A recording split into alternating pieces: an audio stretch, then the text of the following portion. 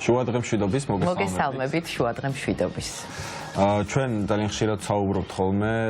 რეჟიმის ტყვეებზე და იმ ძალადობაზე და ძალადობრივ რეჟიმზე, რომელიც ჩვენს ყოველდღიურობაში სამწუხაროდ არსებობს და მე ვფიქრობ, რომ ძალიან საინტერესო იქნება იმ ადამიანების გამოცდილების მოსმენა, ქრონიკასავით რაღაც თუ რა ხდება, როდესაც ადამიანს აკავებენ, რა გზის გავლა უწევს და როგორია რაღაცა ის წუთები, საათები, რომელსაც ისინი ჯერ დაკავების პროცესში ატარებენ, შემდგომ პოლიციის სამმართველოებში, მერე მოთავსების იზოლატორში და ბოლოს სასამართლოთი სრულდება, თუ ეს ადმინისტრაციული წესით არის, რა თქმა უნდა, მაგრამ კიდევ ერთხელ მინდა შევახსენო ჩვენს მაყურებელს, რომ 52 ადამიანი იხდის ახლა, უბრალოდ წინასწარი პატიმრობა აქვთ მის ჭილი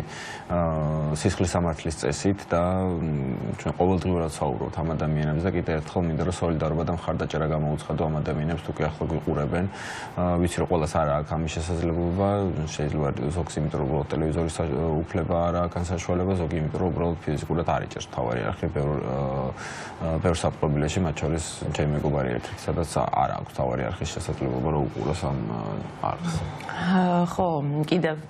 კიდევ ერთხელ ვიტყვი რომ სოლიდარობა რეჟიმის ტყვეებს და რეჟიმის პატიმრებს და მე იმედი მაქვს რომ ისინი მალე დატოვებენ საპატიმროს და რაღაცნაირი შეგრძნება გიჩნდება ადამიანს, იცი, როდესაც ლაპარაკობ პატიმრობაზე,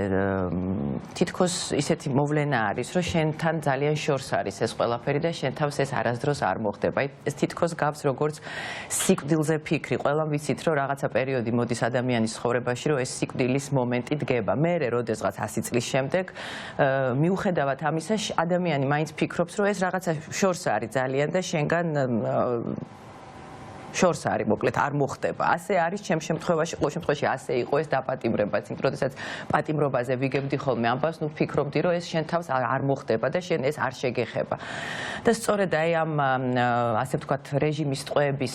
წერილებს რომ ვკითხულობ ხოლმე და მათ ძალიან საინტერესო პოსტები აქვთ თავიანთ სოციალურ ქსელში. აი იმ დღეს დამეუფლა ის შეგრძნება, რომ ის არ არის შორს ჩვენგან და ნებისმიერი ჩვენთაგანი შეიძლება აღმოჩნდეს ამ მდგომარეობაში. რაღაცნაირად შევიგრძენით მთლიანად და ჩვენთან არის ის ძალიან ახლოს და არავინ ამისგან დაზღვეულები არა ვარ. და დღეს სწორედ ჩვენი სტუმრები არიან ნუცა მახარაძე, აქტივისტი, პროფესიით ფილოლოგია ნუცა და რომან აკოპოვი, აქტივისტი, პროფესიით პროგრამისტი, რომლებიც გაიარეს სამწუხაროდ მოუწიათ გავლა ამ რაღაცა არც თუ ისე სასიამოვნო გზის. მოგესალმებით და დიდი მადლობა რომ ჩვენთან ერთად ხართ. ნუცა თქვენი დავიწყოთ, ვიცი რომ თქვენი დაკავება მოხდა რესტორან ბაბილოსთან, მაშინ როდესაც მოსამართლეები კეიფობდნენ ჭყალებში, თქვათ, იმიტომ რომ რაღაც მე მაინც მგონია რომ იქ ძალდატანებით მოუწიათ იქ ყოფნა, იმისათვის რომ დაემტკიცებინათ ერთგულება რეჟიმისთვის და შეიძლება ისე ჟღერდეს, მაგრამ კარგი სანახავი იყო მაინც თუ როგორ უწევდათ იმ ადამიანებს იქ შესვლა იმ სირცხვილის კორიდორის გალა, რომელიც იქ ადამიანებმა მოაწყვეს. რომ მოგვიყვეთ თქვენი ისტორია,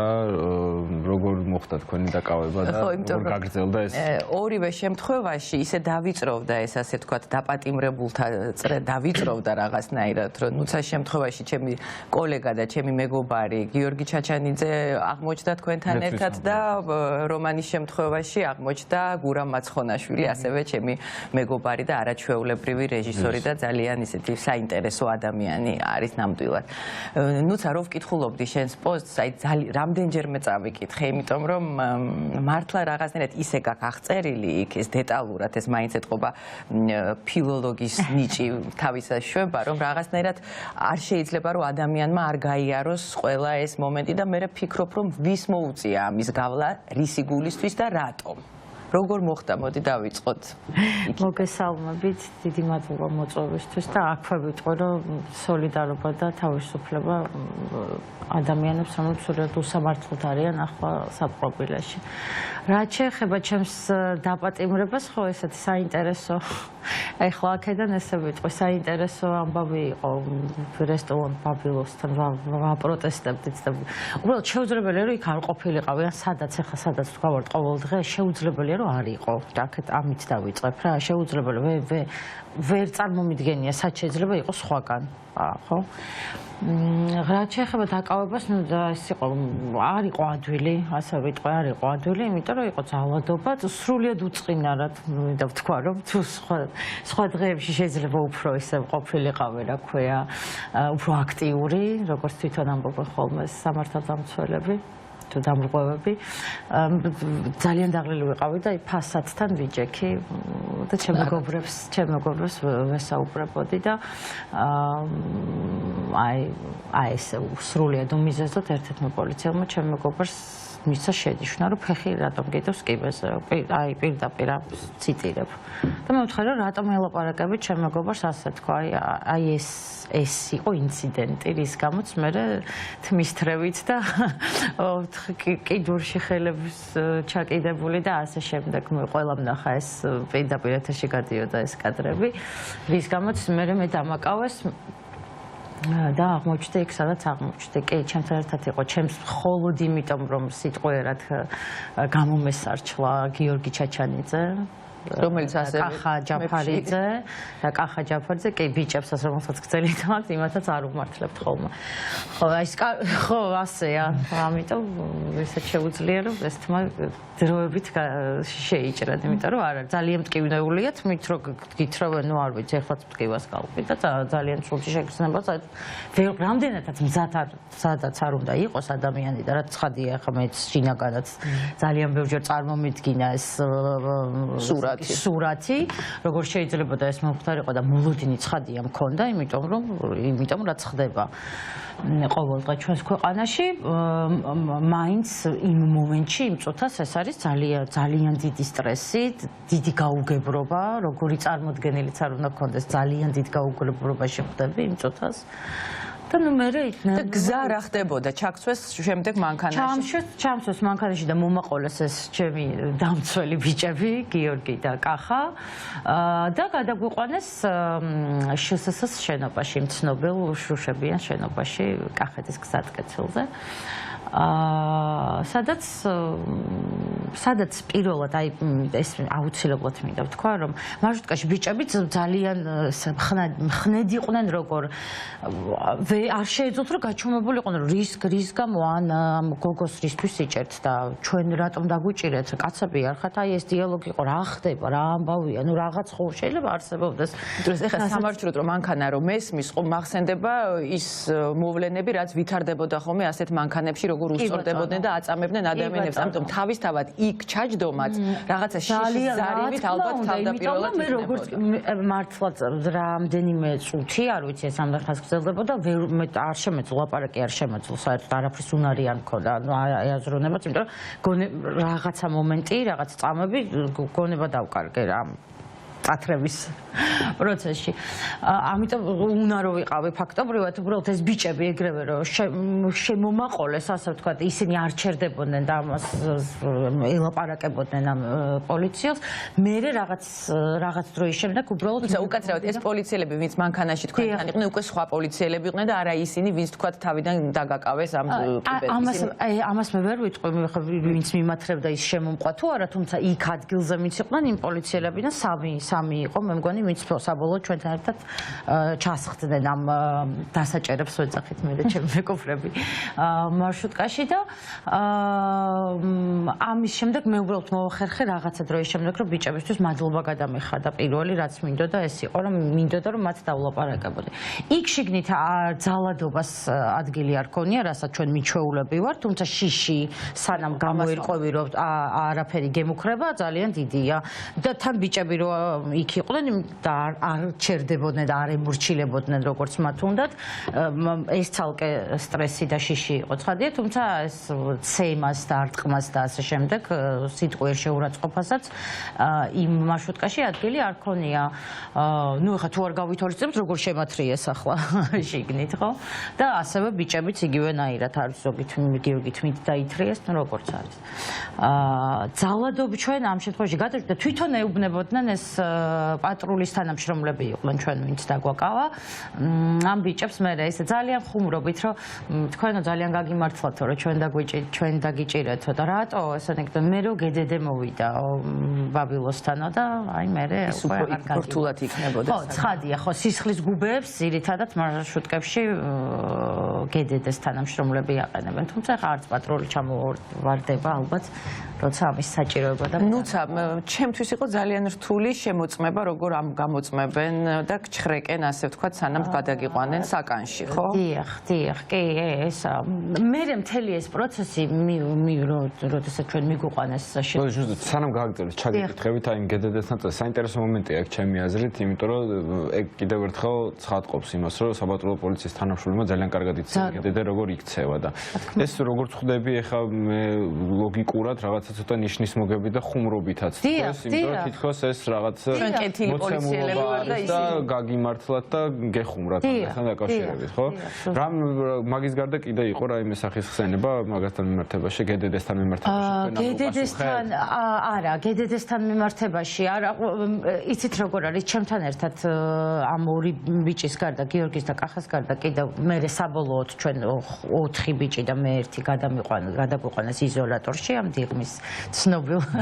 მესამე იზოლატორში, სადაც იქ ბიჭები იყვნენ ბექა პაპაშვილი მაგალითად 24-ით იყო დაჭერილი, პატრულზე უკეთესად იცოდა ოქმის შედგენა, ყველა პროცედურა საერთოდ შესახლებას ეძახიან სანამ იზოლატორში დაგაბინავებენ ასე ვთქვათ ამ პროცედურას, ყველაფერი ეს იცოდა ზედმიწევნით კარგად და ყველაფერი ამიხსნა მომამზადა, ბიჭებმა მომამზადეს რა იქნება, რისთვის უნდა ვიყო მზად, რა პროცედურები უნდა გავიაროთ და ეს იყო ძალიან გამომხნევებელი. მე პოსტშიც ამიტომ დავწერე, ეს პოსტიც ამიტომ დავწერე, რომ ცოდნოდათ ადამიანებს როგორ მე აი ამ დაჭერის, ამ სტრესის, ამ დიდი შეურაცხყოფის შემდეგ როგორ შეგვიძლია ვორგანიზდეთ იმაშიც, იმ მომენტშიც, რომ ერთმანეთს გულში დავუდგეთ, ხო, და გავამხსნათ ერთმანეთს, ეს ძალიან მნიშვნელოვანია. და ხო, ყველაფერი მომიყვან ბიჭებმა და აი ეს ეპიზოდიც, რომ ესეთ ჩუმად მითხრა, რომ ხო, იცი ამის შესახებ, რომ შეიძლება იქ უნდა გაიხადო. და ეს მართლა შოკი ნიშნავს უნდა გაიხადო. უნდა გაიხადო. მეც ესე ვთქვი, რომ რა სისულელია დღეს გამორიცხული აი ზუსტად ასე ვუთხარ, იმიტომ რომ მე არანაირი შეხება იმ დრომდე ცხადია მართლა პოლიციის განყოფილებაში არ ყოფილვარ, ხო, აი რაღაც არანაირი წარმოდგენა არ მქონია, მხოლოდ იმ ამბებიდან, რასაც აქამდე ვიგებდით. და ხო, ძალიან რთული იყო. მითხრა რომ კი ეს ასე იქნება აუცილებლად, როგორც არ უნდა აღშფოთს და ეს ასეა პროცედურა, წესია ასეთი. და ხო, მართლაც ასე იყო. ხო, საშიში ნამდვილად არაფერი იყო, არავის არაფერი დაუშავებია, ცხადია, ექიმი და ქალი პოლიციელი ესწრებიან ამ ამბავს. მაგრამ ეს ძალიან უხერხულია, ძალიან შეურაცხყოფელია, ძალიან უცნაურია, არ იცი რატო ხდება ეს. ცოტა კოშმარულ სიზმარს გაქვს. ხო, ეს ადვილი არ არის, ნამდვილად არ არის ადვილი. მაგრამ მე კიდე სხვა რაღაც ტვინში სხვა რაღაცები იწყება, იცი, აი ეს რაღაცა ბიუროკრატიაზე ზევით დგას ის შეგრძნებები და ის იდეა რისთვისაც ხარ. მე იაზრებ, რომ რატო ვარ, იმიტომ რომ გარეთ ვიდექი და სრულად იქ უკვე ალბათ ირთვება ის ძალა და გემატება ძალა, იმიტომ რომ აცნობიერებ რის გამო გიწევს აქ ყოფნა ეს რაღაცა სხვა. აი ძალიან ცხადი ხდება, უფრო ნათელი ხდება რის გამო რა არის ის იდეა, ის ძალას რას გაძლევს, რომ იდგე იქ სადაც დგახარ. და მე რაღაცნაირად უფერულდება, აი ეს თანადგომა ბიჭებს. ამის შემდეგ უკვე შედიხარ საკანში, სადაც გიწევს ყოფნა და შემდეგ უკვე არის სასამართლო, რომელზეც მე შეგეკითხებით, მანამდე რომას გავესაუბრებთ თქვენი დაკავების ამბავიც, რომ მოგვიყეთ როგორ მოგესალმებით, სოლიდარობა ყველა დაჭერილს. მე დავაკავეს თემქაზე, იყო აქცია. თავიდანვე ვიგრძენით, რომ რაღაც მოხდება. იმიტომ რომ შევიკრიბეთ ჩვენ მეტროსთან და იქვე იდგა ორი ადამიანი, ფორმაში არ ჩვეულებრივად ჩაცმული და მეგობარი მომითხარ ნახე რაღაცა უცნაურად იქცევიან. რაღაც მოხდება. მე იგივე ორი ადამიანი დავინახე პოლიციაში და ის ოცეული უცნობ ვინც დაიწყო დაკავება ისე საინტერესო იყო რაღაცა იდგენ პოლიციელები მე გამოვიდა ეს ოცეული მე რაღაცა ნიშანი რაღაც მიანიშნა რომ არაო ჯერ ადრე ისევ უკან შევიდნენ მე 2 წუთში ისევ გამოვიდნენ ანუ თავისი სცენარი დრამატურგია აქვს თავისი როგორც მუცა შემთხვევაში იყო რა მე მივიდნენ რაღაც აი გორამის ამბავი მე გავიგე რომ აი რაღაც არ ვემორჩილებეო კანონს აი რაღაც აი საუბარი იყო მე ცოტა შორის ვიდექი იმიტომ ძალიან დიდი საქართველოს დაგოშა გვეჭერა და ახლოს ვერც მივედით და ვხედავ რომ ეს უცული იქეთ-აქეთ მოძრაობს და იძაბება სიტუაცია და მეც ახლოს მივედი რა დამაინტერესა რა ხდება ხო რა ხდება უბრალოდ დამაინტერესა და ჩვეულებრივად ვიდექი ანუ კადრებზეც ჩანს რომ არაფერი არაფერს არ ვაკეთებდი მე და მე მომესმა ყვიერილია რა გოგოების და ვხედავ გოგოებს აი უბრალოდ აი უმიზეზოდ იჭერენ და ერთ გოგოს იჭერდა რაღაც 3 თუ 4 პოლიციელი და უბრალოდ აი ამოვიფარე დავწკი ზევიდან და ორივე ვერ აქწიეს ნუ მე ისეთი ცოტა მძიმე ადამიანი ვარ ხო და აი მეორე მარიამი უკვე ვერ გადავარჩინე ახლა კადრებზე რომ ვხედავ რა ვიცი პოლიციელების ზღვაში ჩახვდი და რავი იქ არა მინდოდა შანსიც არ მქონდა და რა მოხდა შემდეგ გადაყვანილი მე უკვე ამწიეს ერთი ალბათ 8 კაცმა რა ვიცი აი იმ მიკროავტობუსში მივიყვანეს და როგორი იყო შემდგომ მე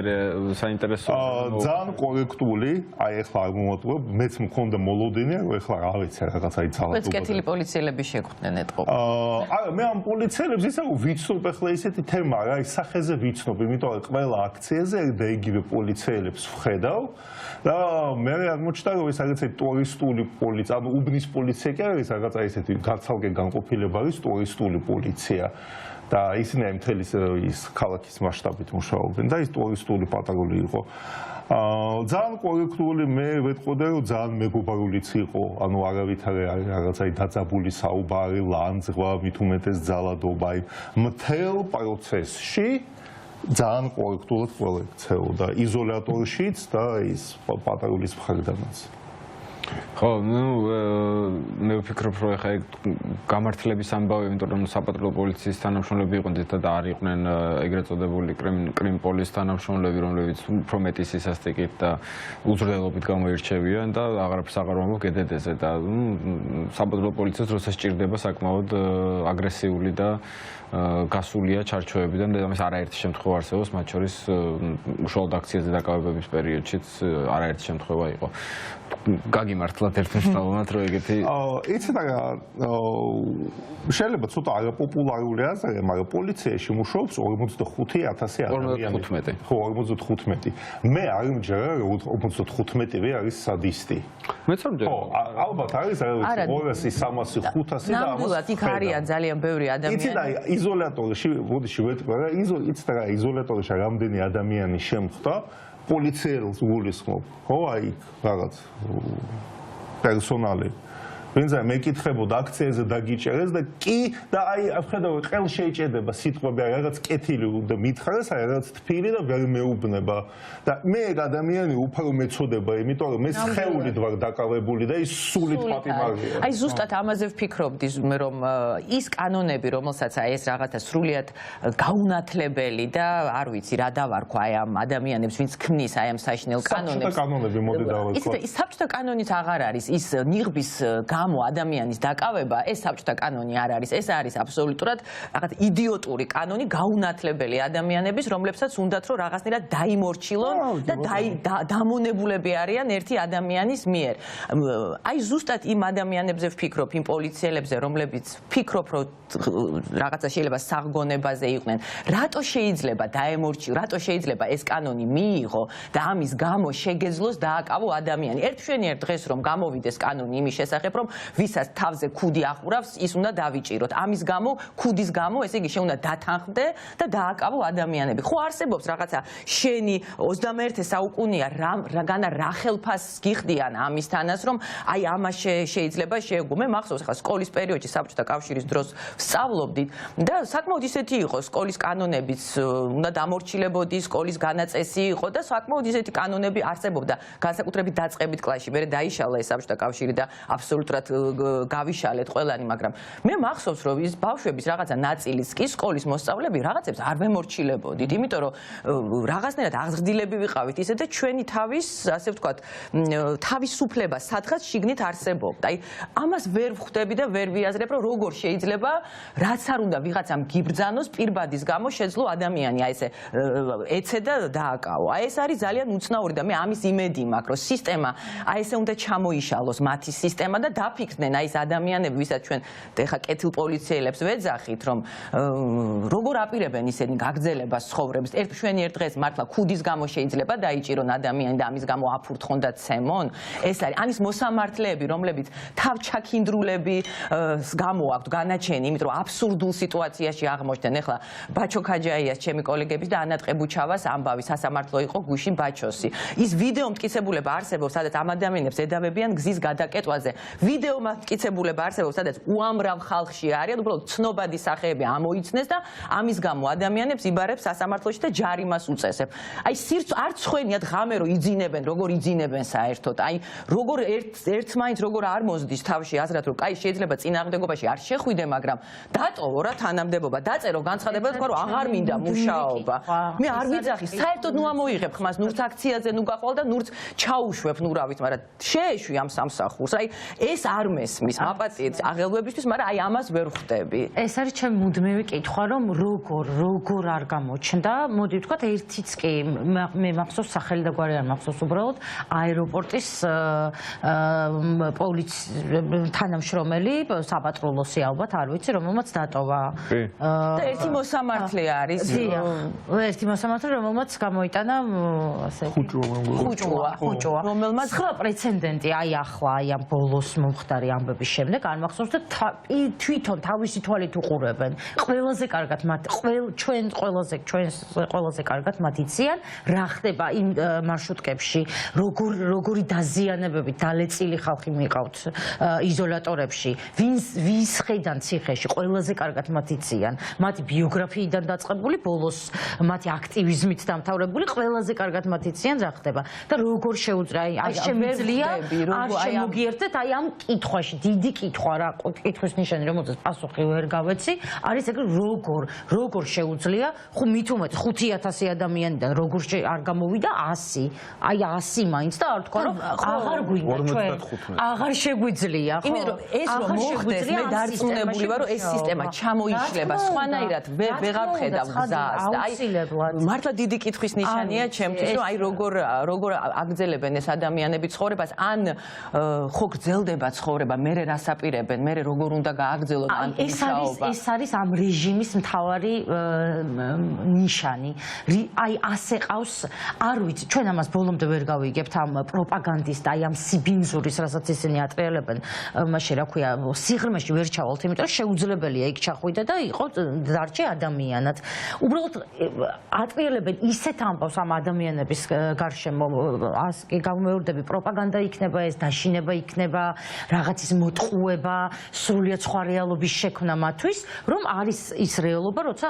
პოლიციელები მაინც რომელიც ადამიანურად გელაპარაკებიან კი იქ იზოლატორში რომ მიყვალო ადამიანს ელაპარაკები იქ შენსა და მას შორის სხვარი არ არის რაღაც და შენ ცხოველი არ არის და შენ ადამიანი არ ხარ ადამიანს ელაპარაკები მაგრამ ადამიანს რომელიც აი ეს დავინახე რაღაცნაირად რეალობიდან მაინც მოწყვეტილები არიან იმიტომ რომ შეუძლია ხედავდნენ და ვერ იაზრებდნენ აი ეხლა ამას ვფიქრობდი ზუსტად რაღაცის ფსიქოლოგიური ძალადობა შეიძლება დაშინების მსხვერპლიც არიან და აშინებენ ემუქრებიან მათი ოჯახის წევრები არ ვიცი რაღაცა არსებობს მიზეზი იმიტომ რომ სხვანაირად ვერ ვხედავ აი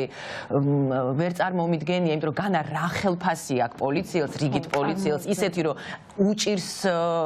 დათმობა, არ ვიცი, დიდი კითხვის ნიშანია ჩემთვის და მე სწორედ ამის იმედი მაქვს, რომ აქ უნდა მოხდეს რაღაცა რღვევა, იმიტომ რომ კიდევ და ვიმეორებ, რომ ჩვენ ძალიან პატარა ქვეყანა ვართ. იმ პოლიციელის მეზობელი, იმ პოლიციელის ბიძაშვილი, იმ პოლიციელის არ ვიცი კლასელის შვილი მეორე მხარეს დგას. ბოლოს და ბოლოს ძმები აღმოჩნდნენ. ერთი ძმა იყო აგერ მაშინ რა ქვია, სამართალდამცავ გედედეში და მეორე ძმა იყო აქციაზე. პატარა ქვეყანა ვართ ჩვენ და რაღაცნაირად მგონია, რომ ამან უნდა გადაგვარჩინოს, რომ აი აქ მოხდეს შიდა რღვევები. სხვანაირად მართლა გამოსავალს ვერ ვხედავ. ნუცა სასამართლო პროცესიც მაინტერესებს, განაჩენი მაინტერესებს და როგორ განვითარდა მოვლენები. ხო, აი ეს სასამართლო პროცესიც გაგრძელება მთელი იმ სიმახინჯის, რაც ხდება. სასამართლო მე წესით ასე ვიცოდი, ასე მითხრეს, რომ 48 საათი უნდა გამეტარებინა იზოლატორში. თუმცა მეორე დღეს, სადღაც შუა დღეს იქ საათი არ არის და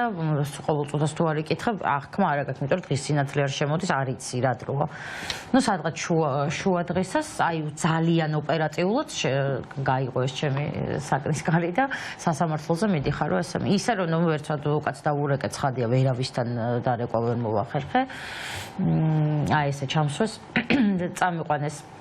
საქალაქო სასამართლოში, სადაც ეს პროცესები ტარდება ხოლმე. იქ 4 საათი ველოდე სასამართლოს კაპეზეში, ასე ვთქვათ, საკანში, რომელიც ძალიან უსახურია და იმაზე უარესია. კი, ვიდრე ღამე გავატარე ველოდები, თან რაღაცნაირად შინაგანად მაქვს ღელვა, რომ ვიცი ახლა რომ გარეთ ყველა იმაზე მეტად ინფორმირებულია ვიდრე მე იმ საქმეზე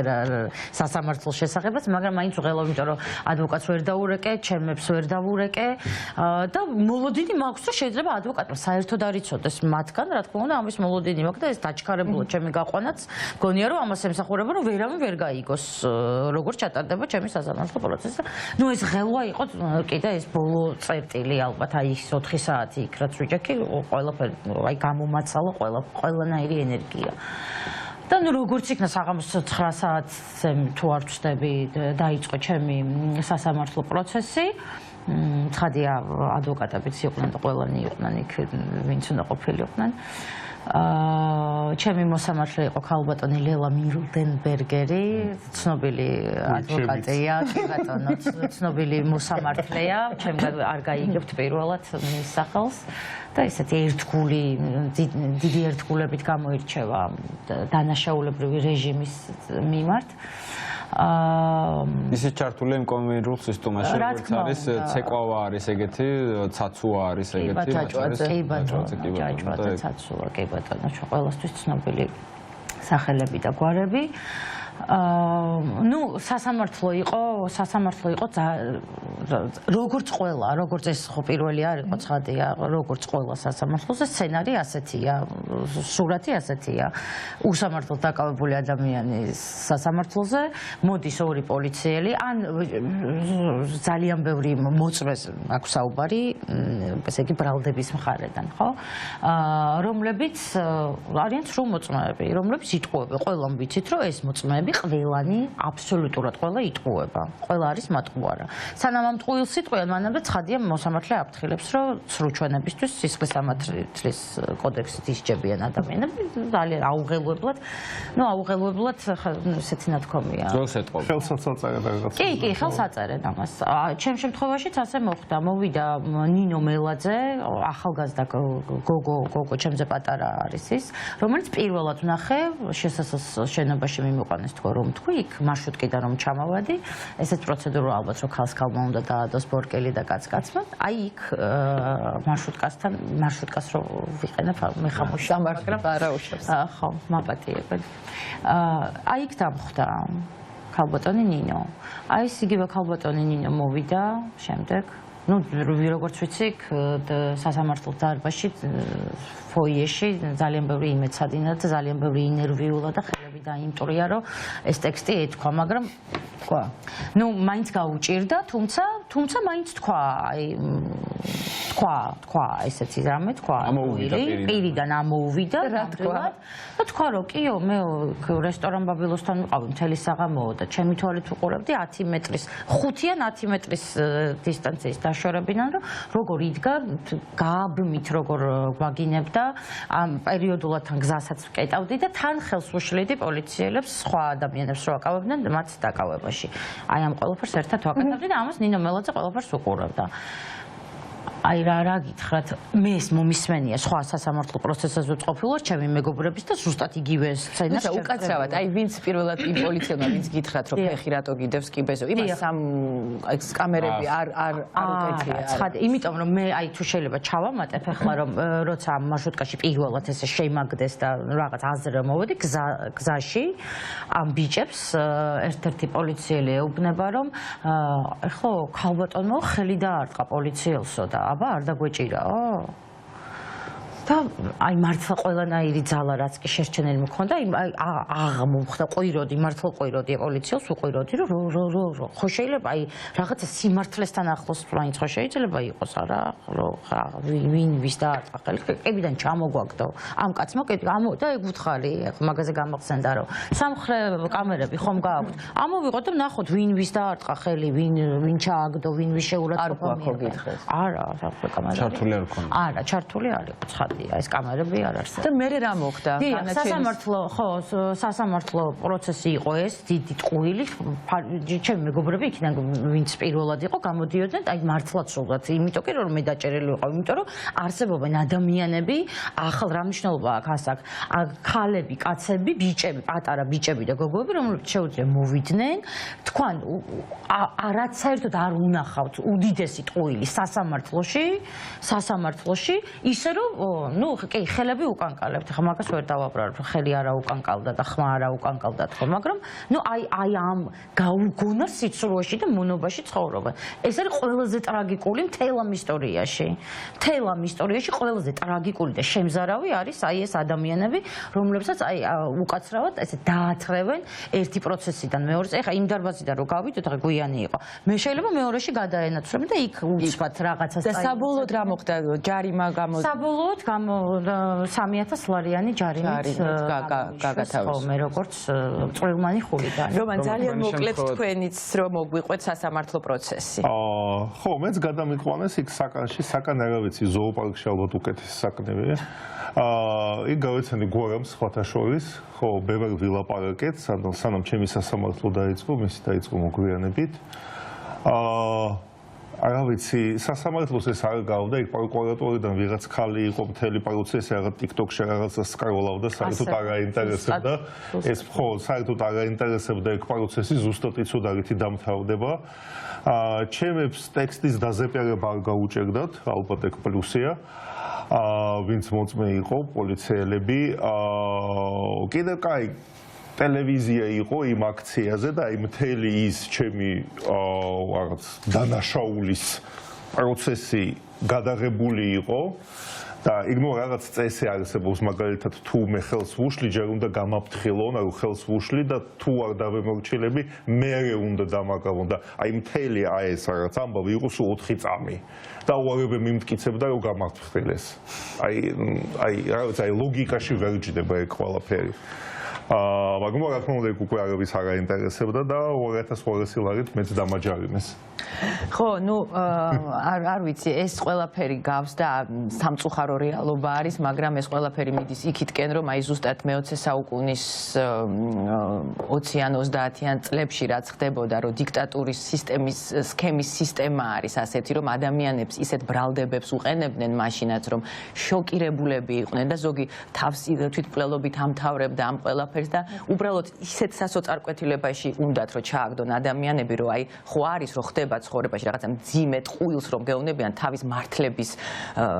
ძალაც კი აღარ გაქვს და ხვდები რომ ნუ არა აქვს აზრი არაფერს აი ზუსტად ეს უნდათ რომ აი ეს დაამკვიდრონ და ეს განცდა დაიბადოს ადამიანებში რომ შეაშინონ ისინი და აი ესე ხაზ გასმით აი ესე ამბობენ რომ აი ცნობილ მსახიობებს მომღერლებს არ ვიცი ვის ყველას არ დავინდობთ არავის და აზრი არ აქვს ბრძოლას, მაგრამ ეს არის ძალიან დიდი ტყუილი, იმიტომ რომ არ გვეშინია ნამდვილად არაფრის და ეს გავლილი აქვს ამ ქვეყანას ეს ყველაფერი და მე დარწმუნებული ვარ რომ შიში ნამდვილად არა აქვს ამ საზოგადოებასთან ჩვენ მხარს ასე ვთქვათ გვაძლიერებს ჩვენი ევროპელი კოლეგები და მე იმედი მაქვს რომ რაღაცნაირად ამ რეჟიმს ერთხელ და სამუდამოდ კისერს მოვუგრეხთ აუცილებლად. დაგემშვიდობებით. წარმატებებს გისურვებთ და მშვიდობიან ბედნიერ თავისუფალ ქვეყანაში. აუცილებლად გავიმარჯვოთ. აუცილებლად. დაგემშვიდობებით. ჩვენ ხანმოკლე რეკლამაზე გავალთ და რეკლამის შემდეგ ზურაბ ვარდიაშვილი შემოგვიერთდება ინტერნეტ გამოცემა პუბლიკის დამფუძნებელი დირექტორი, უნდა ვისაუბროთ იმ შეწყალების აქციაზე, რომელიც ცოტა ხნის წინ ვიხილეთ და ასევე მზია მაყუბელის დაკავების შესახებ. დაგვალოთ.